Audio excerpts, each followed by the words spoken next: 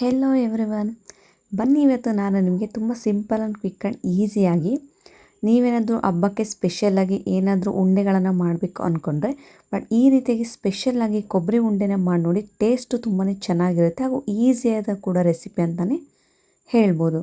ಮೊದಲಿಗೆ ನಾನಿಲ್ಲಿ 2 ಸ್ಪೂನ್ ಆಗುವಷ್ಟು ತುಪ್ಪವನ್ನು ತೊಗೊಂಡಿದ್ದೀನಿ. ನೀವು ಬೇಕಿದ್ದರೆ ತುಪ್ಪ ಇಲ್ಲ ಅನ್ನೋರು ಡಾಲ್ಡಾ ಕೂಡ ತೊಗೊಳ್ಬೋದು ಅಥವಾ ಬಟರ್ ಕೂಡ ತೊಗೊಳ್ಬೋದು. ನಾನಿಲ್ಲಿ 2 ಸ್ಪೂನ್ ಆಗುವಷ್ಟು ತುಪ್ಪವನ್ನು ತೊಗೊಂಡಿದ್ದೀನಿ. ನೋಡಿ, ಗ್ಯಾಸನ್ನು ಮೀಡಿಯಮ್ ಫ್ಲೇಮ್ನಲ್ಲೇ ಇಟ್ಕೊಳ್ಳಿ. ನಂತರ ಇಲ್ಲಿ ಚೆನ್ನಾಗಿ ತುರಿದು ನಂತರ ಗ್ರೈಂಡ್ ಮಾಡ್ಕೊಂಡಿದ್ದೀನಿ ಕೊಬ್ಬರಿನ. ಡೈರೆಕ್ಟಾಗಿ ಗ್ರೈಂಡ್ನ ಮಾಡಿಕೊಂಡ್ರೆ ಸ್ವಲ್ಪ ಸಣ್ಣ ಆಗುತ್ತೆ, ಸ್ವಲ್ಪ ಸಣ್ಣ ಆಗೋದಿಲ್ಲ. ಸೊ ಹಾಗಾಗಿ ಮೊದಲಿಗೆ ಕೊಬ್ಬರಿಯನ್ನು ಚೆನ್ನಾಗಿ ತುರಿದುಕೊಳ್ಬೇಕು. ತುರಿದ್ಕೊಂಡ ನಂತರ ನೀವು ಮಿಕ್ಸಿ ಜಾರ್ಗೆ ಹಾಕ್ಕೊಳ್ಬೇಕು. ಹಾಕ್ಕೊಂಡು ಚೆನ್ನಾಗಿ ಈ ಥರ ರೋಸ್ಟ್ ಮಾಡ್ಕೊಳ್ಬೇಕು. ರೋಸ್ಟ್ ಯಾಕೆ ಮಾಡ್ಕೊಳ್ಬೇಕಂದ್ರೆ ನಿಮಗೆ ತಿನ್ನುವಾಗ ತುಪ್ಪದ ಫ್ಲೇವರ್ ಬರಬೇಕು ಅಂದರೆ ನೀವು ಅಂಗಡಿಗಳಲ್ಲಿ ನೋಡಿರ್ಬೋದು, ಏನಾದರೂ ಸ್ವೀಟ್ ತಿನ್ನಬೇಕಾದ್ರೆ ನಿಮಗೆ ತುಪ್ಪದ ಫ್ಲೇವರ್ ಜಾಸ್ತಿ ಬರುತ್ತೆ. ಸೊ ಅವ್ರು ಏನು ಮಾಡಿರ್ತಾರೆ ಅಂದರೆ ಎಲ್ಲದನ್ನೂ ತುಪ್ಪದಲ್ಲೇ ಡ್ರೈ ರೋಸ್ಟ್ ಮಾಡಿಕೊಂಡು ನಂತರ ರೆಸಿಪಿಗಳನ್ನು ಅಥವಾ ಸ್ವೀಟ್ಸ್ಗಳನ್ನು ಮಾಡ್ತಾರೆ. ಸೊ ಹಾಗಾಗಿ ನಾನು ಕೂಡ ಮೊದಲೇನು ಮಾಡಿದ್ದೀನಿ ಅಂದರೆ 2 ಬೌಲ್ ಆಗುವಷ್ಟು ಕೊಬ್ಬರಿಯನ್ನು ಚೆನ್ನಾಗಿ ತುಪ್ಪದಲ್ಲಿ ರೋಸ್ಟ್ ಮಾಡ್ಕೊಂಡಿದ್ದೀನಿ. ಅಂದರೆ ಲೈಟಾಗಿ ಗೋಲ್ಡನ್ ಬ್ರೌನ್ ಕಲರ್ಗೆ ಬರಬೇಕು. ನಿಮಗೆ ತುಪ್ಪ ಇಲ್ಲ ಅಂದರೆ ನೀವು ಸನ್ಫ್ಲವರ್ ಆಯಿಲಿಂದನೂ ಒಂದು 2 ಸ್ಪೂನ್ ಆಯಿಲಿಂದನೂ ಕೊಬ್ಬರಿಯನ್ನು ಡ್ರೈ ರೋಸ್ಟ್ ಮಾಡ್ಕೊಳ್ಬೋದು. ಈ ಥರ ಕಂಟಿನ್ಯೂಯಸ್ ಆಗಿ ನೀವು ಮಿಕ್ಸ್ ಮಾಡ್ತಾನೆ ಇರಬೇಕು. ಒಂದೇ ಸೈಡ್ ಏನಾದರೂ ಚೆನ್ನಾಗಿ ರೋಸ್ಟ್ ಆಗುತ್ತೆ ಅಂತ ಬಿಟ್ಟರೆ ಕೆಳಗಡೆ ಎಲ್ಲ ಹೊತ್ತೋಗ್ಬಿಡುತ್ತೆ. ಸೊ ಹಾಗಾಗಿ ನೀವು ಆ ಥರ ಮಾಡಬೇಡಿ. ಒಂದು 2ರಿಂದ 3 ನಿಮಿಷ ಈ ಥರ ಮಿಕ್ಸ್ ಮಾಡ್ತಾನೆ ಇರಿ. ನಿಮ್ಗೆ ಆಲ್ರೆಡಿ ಗೊತ್ತಾಗುತ್ತೆ ಈ ಕೊಬ್ಬರಿ ರೋಸ್ಟ್ ಆಗಿದೆನೋ ಇಲ್ವೋ ಅಂತ. ಸೊ ನೋಡಿ, ಈಗ ಚೆನ್ನಾಗಿ ಕೊಬ್ಬರಿ ಕೂಡ ತುಂಬ ಚೆನ್ನಾಗಿ ರೋಸ್ಟ್ ಆಗಿದೆ. ನೀವೇನಾದರೂ ಮನೆಯಲ್ಲಿ ಫ್ರೀ ಟೈಮಲ್ಲಿದ್ದಾಗ ಈ ಕೊಬ್ಬರಿ ಉಂಡೆನ ಒಂದು ಸಲ ಟ್ರೈ ಮಾಡಿ. ಟೇಸ್ಟ್ ಮಾತ್ರ ತುಂಬ ಚೆನ್ನಾಗಿರುತ್ತೆ. ಸೊ ಈಗ ಅದನ್ನು ಸೈಡಲ್ಲಿಡಿ. ಅದೇ ಬಾಣಲಿಗೆ ನಾನು ಅಂದರೆ ಅದೇ ಕಡಾಯಿಗೆ 1 ಸ್ಪೂನ್ ಆಗೋಷ್ಟು ತುಪ್ಪವನ್ನು ಹಾಕ್ಕೊಳ್ತಾ ಇದ್ದೀನಿ. ಜಾಸ್ತಿ ತುಪ್ಪದಲ್ಲಿ ಮಾಡೋದ್ರಿಂದ ಸ್ವೀಟ್ಸು ತುಂಬ ಚೆನ್ನಾಗಿರುತ್ತೆ ಹಾಗೂ ಫ್ಲೇವರ್ ಸೂಪರಾಗಿರುತ್ತೆ.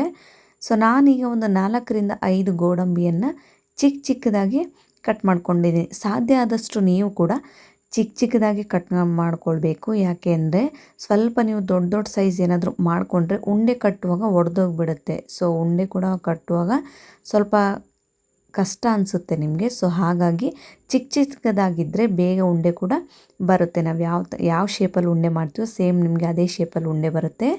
ಸೊ ನಾನು ಕೂಡ ಇದು ಕೂಡ ಬಾದಾಮಿ ಕೂಡ ಗೋಲ್ಡನ್ ಬ್ರೌನ್ ಕಲರ್ಗೆ ಬರೋ ತನಕ ಸಿಂಪಲಾಗಿ ಈ ರೀತಿ ಗ್ಯಾಸನ್ನು ಲೋ ಫ್ಲೇಮಲ್ಲಿ ಇಟ್ಕೊಂಡು ತುಪ್ಪದಲ್ಲಿ ರೋಸ್ಟ್ ಮಾಡ್ಕೊಂಡಿದ್ದೀನಿ. ಈಗ ಇದನ್ನು ಸೈಡಲ್ಲಿ ಎತ್ತಿಟ್ಕೋಬೇಕು. ಈಗ ಅದೇ ಪ್ಯಾನ್ಗೆ ನಾನು ಗೋಡಂಬಿಯನ್ನು ತೊಗೊಂಡಿದ್ದೀನಿ. ಮೀಡಿಯಮ್ ಬಾದಾಮಿ ಎಷ್ಟು ತೊಗೊಂಡಿದ್ದೀನೋ ಇದು 12ರಿಂದ 15 ಪೀಸ್ ಆಗೋಷ್ಟು ಗೋಡಂಬಿಯನ್ನು ಚಿಕ್ಕದಾಗಿ ಮುರ್ಕೊಂಡಿದ್ದೀನಿ. ಇದು ಕೂಡ ಸೇಮ್ ಚಿಕ್ಕದಾಗಿ ಕಟ್ ಮಾಡಿಕೊಂಡು ಗೋಲ್ಡನ್ ಬ್ರೌನ್ ಕಲರ್ಗೆ ಬರೋ ತನಕ ಈ ಥರ ಫ್ರೈ ಮಾಡ್ಕೊಳ್ಬೇಕು. ನಿಮಗೆ ಹಾಫ್ನಲ್ಲಿ ದ್ರಾಕ್ಷಿ ಬೇಕಿದ್ರೆ ಹಾಕ್ಕೊಳ್ಬೋದು, ಹಾಕ್ತೇನೆ ಇರ್ಬೋದು, ಬಟ್ ನಾನು ಹಾಕಿಲ್ಲ. ಈಗ ಅದೇ ಕಡಾಯಿಗೆ ಅದರಲ್ಲೇನು ತುಪ್ಪ ಇರುತ್ತಲ್ವ, ಸೊ ಅದೇನು ತೆಗಿಯೋ ಅವಶ್ಯಕತೆ ಇಲ್ಲ. ಅದರಲ್ಲೇ ನಾನು 2 ಬೌಲ್ ಕೊಬ್ಬರಿಗೆ 1 ಬೌಲ್ ಸಕ್ಕರೆ, 1 ಬೌಲ್ ನೀರನ್ನು ಹಾಕ್ಕೊಳ್ತಾ ಇದ್ದೀನಿ. ನೀವೇನಾದರೂ 1 ಬೌಲ್ ಕೊಬ್ಬರಿಯನ್ನು ಹಾಕ್ಕೊಂಡ್ರೆ ಅರ್ಧ ಬೌಲ್ ಶುಗರ್ ಹಾಗೂ ಅರ್ಧ ಬೌಲ್ ನೀರನ್ನು ಹಾಕ್ಕೊಳ್ಳಿ. ಸಾಧ್ಯ ಆದಷ್ಟು ಈ ಪಾಕಕ್ಕೆ ನೀರು ಕಡಿಮೆನೇ ಇರಬೇಕು. ಯಾಕೆಂದರೆ ಕೊಬ್ಬರಿ ಉಂಡೆದಲ್ವ. ಸೊ ಹಾಗಾಗಿ ನಾವು ಬೇರೆ ಯಾವುದೇ ರೀತಿ ಇಂಗ್ರೀಡಿಯೆಂಟ್ಸ್ನ ಇದಕ್ಕೆ ಆ್ಯಡ್ ಮಾಡಿಲ್ಲ. ಜಸ್ಟ್ ಕೊಬ್ಬರಿ ಹಾಗೂ ಹಾಲಿನ ಪುಡಿಯಿಂದ ಈ ಸೂಪರ್ ಟೇಸ್ಟಿಯಾದ ಉಂಡೆನ ಮಾಡ್ತಾಯಿದ್ದೀನಿ. ಸೊ ನೀವು ಶುಗರ್ ಬದಲಿ ಮನೇಲಿ ಶುಗರ್ ತಿನ್ನಲ್ಲ ಅನ್ನೋರು ಬೆಲ್ಲ ಕೂಡ ಹಾಕ್ಕೊಂಡು ಮಾಡ್ಕೊಳ್ಬೋದು. ಇನ್ನೂ ಅದ್ಭುತವಾದ ರುಚಿ ಕೊಡುತ್ತೆ ನಿಮಗೆ. ಸೊ ನಾನಿಲ್ಲಿ ಸಿಂಪಲಾಗಿ ಶುಗರನ್ನು ಹಾಕ್ಕೊಂಡಂದರೆ ಸಕ್ಕರೆ ಪಾಕ ಮಾಡಿಕೊಂಡು ಉಂಡೆಯನ್ನು ಮಾಡ್ತಾಯಿದ್ದೀನಿ.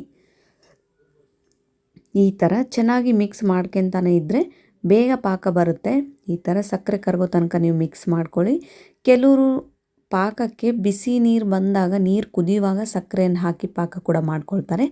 ನೀವು ಯಾವ ರೀತಿ ಆದರೂ ನೀವು ಮಾಡ್ಕೊಳ್ಬೋದು. ಈ ಥರ ಚೆನ್ನಾಗಿ ಸ್ವಲ್ಪ ಈಗ ಮೀಡಿಯಮ್ ಟು ಹೈ ಫ್ಲೇಮಲ್ಲಿ ಇಟ್ಕೋಬೇಕು ಗ್ಯಾಸ್ನ ನೀನು. ಈಗ ನೋಡಿ, ಈ ಥರ ಚೆನ್ನಾಗಿ ಕುದಿ ಬರಬೇಕು. ಪಾಕ ಒಂದೆಳೆ ಪಾಕ ಬಂದರೆ ಸಾಕು.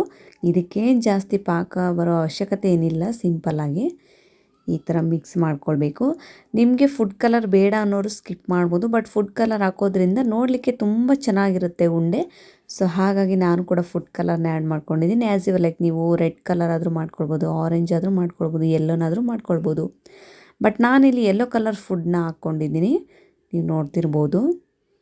ಉಂಡೆ ಮಾತ್ರ ನಿಜವಾಗ್ಲೂ ನೀವು ಏನಾದರೂ ಮನೆಯಲ್ಲಿ ದೀಪಾವಳಿಗೋ ಅಥವಾ ದಸರಾ ಹಬ್ಬಕ್ಕೆ, ಇನ್ನೇನು ದಸರಾ ಹಬ್ಬ ಕೂಡ ಹತ್ರ ಬರ್ತಾ ಇದೆ, ನೀವು ಕೂಡ ಏನಾದರೂ ಮನೇಲಿ ಉಂಡೆನ ಸ್ಪೆಷಲಾಗಿ ರೆಡಿ ಮಾಡಬೇಕು ಅಂದ್ಕೊಂಡ್ರೆ ಈ ರೀತಿಗೆ ಸಿಂಪಲ್, ಕ್ವಿಕ್ ಆ್ಯಂಡ್ ಈಸಿಯಾಗಿ ಮಾಡೋಂಥ ರೆಸಿಪಿ ಅಂತಲೇ ಹೇಳ್ಬೋದು. ನಾನೀಗ ಕಲರ್ ಹಾಕಿ ಪಾಕನ ನೋಡ್ತಾ ಇದ್ದೀನಿ, ನೀನು ಒಂದೇಳೆ ಪಾಕ ಬಂದಿಲ್ಲ. ಈಗ ಸ್ವಲ್ಪ ಗ್ಯಾಸ್ನ ಲೋ ಫ್ಲೇಮಲ್ಲಿ ಇಟ್ಕೊಳ್ಳಿ, ನಿಧಾನವಾಗಿ ಕುದ್ರೆ ಸ್ವಲ್ಪ ಬೇಗ ಈಸಿಯಾಗಿ ಪಾಕ ಬರುತ್ತೆ. ಸೊ ನೀವು ಈ ಥರ ಕಲರ್ ಹಾಕಿದ ಮೇಲೆ ನೋಡ್ತಾನೆ ಇರಬೇಕು. ಅಲ್ಲೇ ಸ್ವಲ್ಪ ತಿಕ್ ಅನಿಸಿದೆ ಪಾಕ, ನೀವು ನೋಡ್ತಿರ್ಬೋದು. ಸಿಂಪಲಾಗಿ ಈ ಥರ ನೋಡಿ, ಫಸ್ಟಿಗೆ ಯಾವ ಥರ ನೀರಿತ್ತೋ ಆ ಥರ ನೀರು ಈಗ ಇಲ್ಲ. ಸೊ ಸ್ವಲ್ಪ ಲೈಟಾಗಿ ತಿಕ್ಕಾಗ್ತಾ ಇದೆ. ಕೆಲವರಿಗೆ ಪಾಕ ಮಾಡೋಕ್ಕೆ ಬರೋದಿಲ್ಲ ಅನ್ನೋರು ನಿಧಾನವಾಗಿ ಊರು ಇಟ್ಕೊಂಡು ಮಾಡಿದರೆ ಖಂಡಿತವಾಗ್ಲೂ ಪಾಕ ರೆಡಿಯಾಗುತ್ತೆ. ಈಗ ಒಂದೆಳೆ ಪಾಕ ಬಂದಮೇಲೆ ಗ್ಯಾಸನ್ನು ನಾನು ಪೂರ್ತಿಯಾಗಿ ಲೋ ಫ್ಲೇಮಲ್ಲಿ ಇಟ್ಕೊಂಡಿದ್ದೀನಿ. ಲೋ ಫ್ಲೇಮಲ್ಲಿ ಇಟ್ಕೊಂಡು ಬೇಗ ನೀವು ಮಿಕ್ಸ್ ಮಾಡಬೇಕು. ಯಾಕೆ ಅಂದರೆ ಅದು ಬೇಗ ಗಟ್ಟಿಯಾಗೋ ಚಾನ್ಸಸ್ ತುಂಬಾ ಇರುತ್ತೆ. ಸೊ ಹಾಗಾಗಿ ನೀವು ಬೇಗ ಮಿಕ್ಸ್ ಮಾಡ್ಕೊಳ್ಬೇಕು. ರೋಸ್ಟ್ ಮಾಡಿರುವಂಥ ಡ್ರೈ ಫ್ರೂಟ್ಸನ್ನು ಕೂಡ ನಾನೀಗ ಆ್ಯಡ್ ಮಾಡ್ಕೊಳ್ತಾ ಇದ್ದೀನಿ. ಅದೇ ರೀತಿಯಾಗಿ ಈಗ ನಾನು 1 ಬೌಲ್ ಆಗೋಷ್ಟು, ಅಂದರೆ ಚಿಕ್ಕ ಬೌಲಿಂದ 1 ಬೌಲ್ ಆಗೋಷ್ಟು ನಾನು